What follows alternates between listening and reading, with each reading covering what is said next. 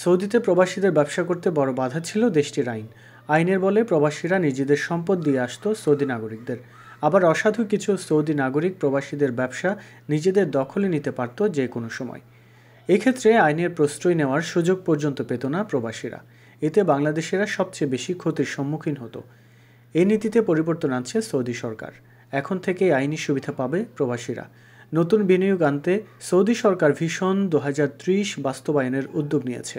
এতে সৌদি আরবে প্রবাসীদের জন্য উন্মুক্ত হয়েছে নতুন সম্ভাবনার দ্বার। এখন থেকে তারা তাদের নিজ নামেই ব্যবসা পরিচালনা করতে পারবেন। সৌদি আরব সরকার 2015 সালের পর থেকে প্রবাসীদের কর্মক্ষেত্রে ব্যাপক পরিবর্তন আনে। এতে প্রবাসী শ্রমিকদের জন্য বিশাল সুযোগের সৃষ্টি হয়। এই উদ্যোগ সৌদি আরবের অর্থনীতিতে শক্তিশালী করবে বলে মনে করে সরকার। ভিশন 2030-এর আওতায় সৌদিতে নানা ধরনের সংস্কার শুরু করেছেন সৌদি আরবের ক্রাউন প্রিন্স মোহাম্মদ বিন সালমান। উপসাগরীয় দেশটি তার ভিশন 2030-এর অধীনে বেশ কয়েকটি মেগা প্রকল্প বাস্তবায়ন করছে। এর মধ্যে রয়েছে গ্রিন সৌদি উদ্যোগ, পাশাপাশি রয়েছে ফিফা বিশ্বকাপ 2034 আয়োজনের মতো মেগা প্রকল্প।